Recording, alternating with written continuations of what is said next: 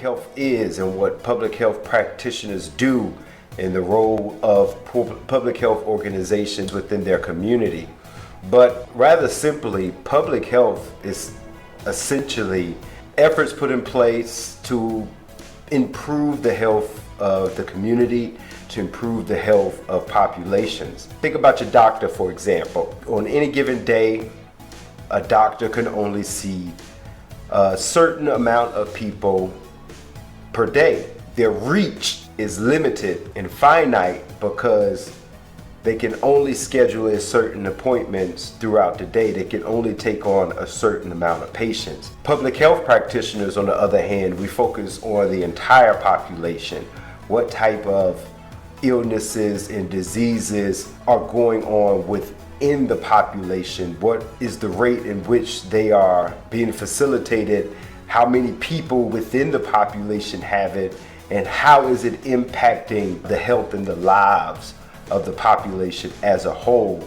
So instead of focusing on just specific individual, public health focuses on the entire dynamic of the population. It's a multidisciplinary approach that is used to prevent disease and to prolong life and to promote physical health and efficiency throughout public health-based community efforts and programming. And that's why public health innovation is so important, because many of our public health organizations and practitioners, their responsibility is to understand and prevent bad things from happening within our community. But with recent changes in pretty much the world, the manner in which public health is implemented within a community, there's huge opportunity to make improvements, simply because a lot of the way that public health is being practiced is very traditional. And when I say traditional, I mean a linear approach.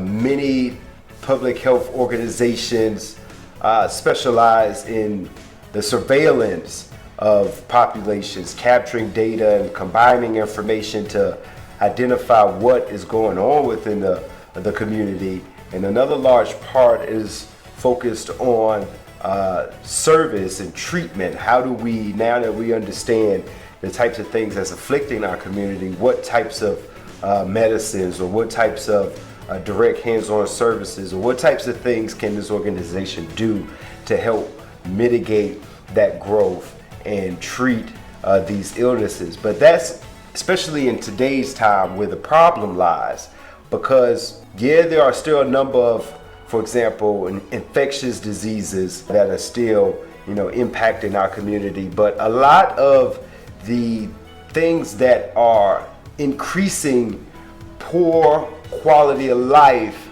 and producing a lot of the deaths today are illnesses that cannot be simply treated with traditional means. That's why public health innovation is so important.